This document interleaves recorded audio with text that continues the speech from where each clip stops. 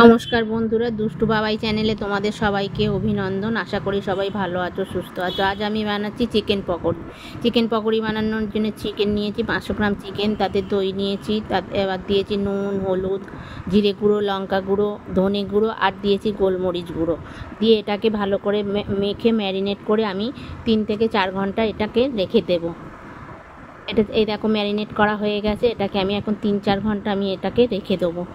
দিয়ে আমি এবারে একটা মশলা বানাবো। একটা মশলা বানিয়ে নেবো। তাতে দেখো মশলাটার মধ্যে রয়েছে 4টে পেঁয়াজ রয়েছে, দুটো পেঁয়াজ রয়েছে, 2টো টমেটো রয়েছে, তারপরে কিছু কাঁচা লঙ্কা রয়েছে, রসুন রয়েছে, আদা রয়েছে। এগুলোকে পেস্ট করব। পেস্ট করে আমি 4 চামচ এগুলোকে পেস্ট করে নেবো। নিয়ে আমি 4 চামচ এই পেস্ট, পেঁয়াজ, রসুন, আদার, কাঁচা লঙ্কার পেস্ট আমি এর মধ্যে দিয়ে দেবো, ম্যারিনেট করা মাংসটার মধ্যে দিয়ে এটাকে আমি আবার 1 ঘন্টা রেখে দেবো। 1 ঘন্টা পরে আমি এটাকে একটা ডিম আর একটু কর্নফ্লাওয়ার দিয়ে ভালো করে মাখিয়ে নেবো। মাখিয়ে নিয়ে কড়াইতে তেল দিয়ে দিয়েছি, তো তেলটা গরম হয়ে গেছে। এবার আমি এক এক করে এই চিকেনের টুকরোগুলো আমি দিয়ে দেবো।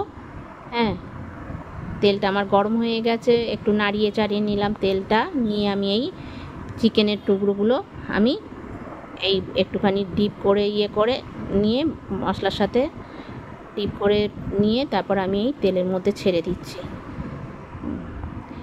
দোকান থেকে এমনি এনে আনা হয়, তো আমি আজকে ভাবলাম আজকে বাড়িতেই তৈরি করি। যাই হোক, আমি তৈরি করছি, তোমরাও করে দেখো খেয়ে কেমন লাগে। আর খুব একটা যে কঠিন ব্যাপার তা তো না, বাড়ির সমস্ত কিছুই থাকে, সেই সমস্ত দিয়েই করলাম। আর এই দেখো আমার হয়ে গেছে এগুলোকে এবার আমি সার্ভ করবো। সার্ভ করার জন্য স্যালাড দিয়েছি, শসা, পেঁয়াজ, সস দিয়ে। কেমন লাগলো বলো।